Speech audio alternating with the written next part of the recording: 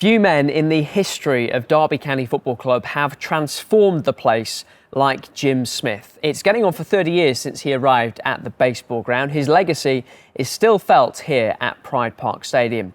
And now you can read all about the Bold Eagles' exploits as Derby manager in the new book, Groundwork, the inside story of Jim Smith's Derby County. Well, the author, Ryan Hills, is here. Let's start with why. Why did you decide to write this one?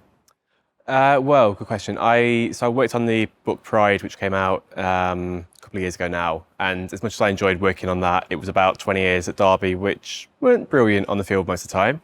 And I grew up a Derby fan, obviously, and grew up during the Jim Smith era. And from my memories of that time, it was incredible to be a fan. Derby were at the forefront of everything, essentially, in and outside of football. And there wasn't really sort of the full story which has been told as of yet. And I thought I enjoyed working on the first book. Why not make a go of it with the second? And yeah, after about 18 months, it all came together. Yeah, Pride was fantastic. I know a lot of people have read it, and I guess this is sort of a prequel, is it? The timeline? Yeah, essentially. So it starts from just before Jim was hired, essentially, and it runs through to just after Jim left the club. So over the course of around a 6-year or so period. And within that, it's sort of a similar style to Pride in terms of speaking to everyone who was at the heart of the club during those times, from the players to the coaches to the backroom staff to the chef at Rainsway and everyone in between. So yeah, it's really sort of the build up to what came first. So in a way, I did it in the wrong order, but yeah, it's just how it's working out. And I don't think we can understate it enough. The club is transformed, isn't it, from when the book starts to when it finishes. That 6 years that Jim oversaw, I mean, just look around where we are now as an example. Exactly, yeah. I mean, this place was unimaginable from the moment that Jim Smith took over. The baseball ground was due for renovation. This was going to be supposedly the site of the Millennium Dome. That was what Derby thought anyway. And yeah, from that moment onwards, the club and also the city in a way transformed. We saw Pride Park rise up. We saw a Premiership side rise from sort of the lower half of what was the first division at that point.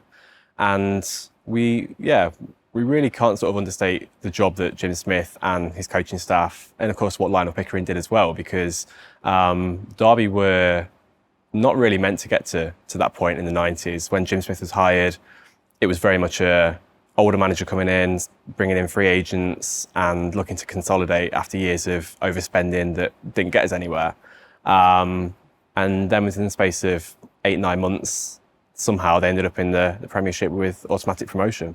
You mentioned a few of the people you've spoken to. Give us a few more names, because it's a long and illustrious list of interviewees for this. It is, yeah. I've bothered a lot of people over the last however many months and been blocked by a few on WhatsApp. But yeah, so there's forwards from Steve McLaren and Igor Stimac. And then there's, where do we start? There's around 50 interviews in total. So Dean Sturridge, Robin van der Laan, through to Stefano Aranio, Jakob Larsen, Mark Poom, Paolo Wanchop. But one of the key things I found about this book was that I didn't want it to be just about players and coaches. So I spoke to Bill Bezic, who was the first sports psychologist on a full-time basis in English football. A guy called Ram, who invented Prozone. Again, Derby were the first club to bring Prozone in on a full-time basis. Dane Farrell. Derby were the first club to have a fitness coach. So there's really sort of a mixture of the people we see out on the Pride Park and baseball ground pitches, and the people who we'd see down there in the dugouts, and then the people who we don't see, but who did all the behind the scenes work to get the club to where they were come sort of 96, 97. And of course, you're not able and weren't able to speak to the man himself. Jim Smith passed away, sadly, in 2019. Were there moments writing the book where you were thinking, I'd love to have his perspective on this. I'd love to know what he thought or how he saw this? Definitely, yeah. I mean, as part of this, I read Jim Smith's autobiography maybe 2 or 3 times. And a lot of what he said is sort of featured within and sort of little anecdotes he's got. But yeah, it would have been absolutely incredible to speak to Jim, because from everything I heard, and there's quite a few chapters in there dedicated just to what Jim's like what Jim was like as a person, on and definitely away from football, that it would have been brilliant to sort of get his take on. But at the same time, I hope that I've been able to sort of tell the story through the people who were close to him. So there's sections in there from people like Howard Wilkinson and Harry Redknapp, who talk about what Jim meant to them as a person. I spoke to Andy Dawson, Jim's son-in-law, and everyone who sort of knew him away from football, who knew what he'd be like especially on a night out, or what he'd be like 5 minutes before a match. And there's a lot of interesting things in there that I didn't think about Jim, or that I never would have pictured. So there's one story, well, there's actually quite a few stories about his love of Tina Turner, and especially his love of a glass of wine, whether that be after a match or very close before a match. And yeah, he's just an incredible character who I think the game really, really appreciated, and Derby fans especially did as well. I imagine all these people were desperate to talk about him when you asked. Yeah, there was no one who said a bad word about Jim, which is sort of testament to the man himself. And anyone I did sort of approach about it, they were only too forthcoming to chat about him because of what he did mean to them as a person.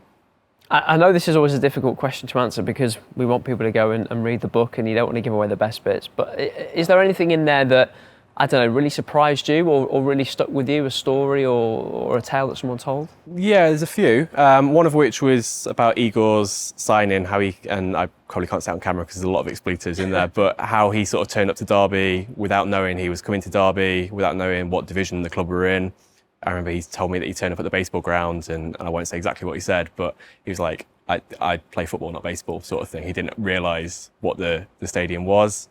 And then there's a lot of sort of nice stories about those sort of innovations. So one of the big things, about this book is the fact that Derby were at the forefront of a lot of things in 90s football. And going into this, I thought 90s football would be a lot of tales of players off the field drinking and not really sort of behaving themselves. But it was very, very different at this club, at least anyway.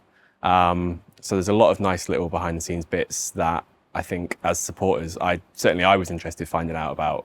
And yeah, there's a lot in there about sort of the growth of Steve McLaren as a coach, Steve Round as a coach, little tales about sort of upbringings from people like Dean Sturridge. So it's really sort of a case of getting to know the people behind the footballers and behind the coaches as well. You mentioned Igor, and I've had the pleasure of talking to him a few times, and he loves to talk about Derby, and I think you found as well, sometimes it's difficult to get him to stop talking about Derby once he starts.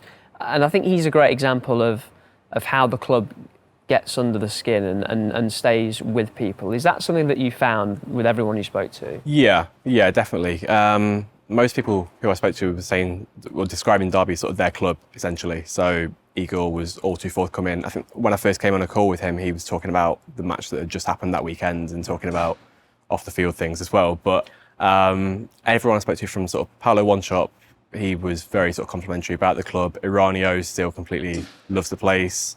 Everyone had fantastic memories and fantastic things to say about it, but also particularly about Jim as well. So the amount of people who I spoke to who described him as a father figure or a sort of like a granddad to them was more than I expected, to be honest, because usually, especially with Pride, people had a lot of bad things to say about a lot of people, whereas this one, it's actually people are quite nice and quite complimentary about everything, so it makes a nice change. What did you learn from writing Pride, from writing the first book?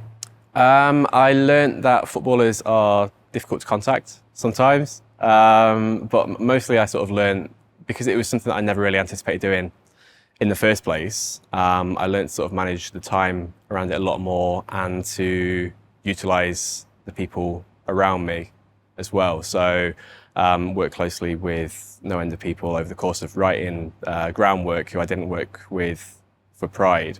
And yeah, I mean, there were a lot of lessons learned during it. And to be honest, I enjoyed working on both, obviously, but with this second one, I enjoyed it a lot more because of the content. And even when sort of, especially off the field, when things were difficult over the last sort of 12 months, it was nice to look back at a time where things were very, very enjoyable to be a Derby fan.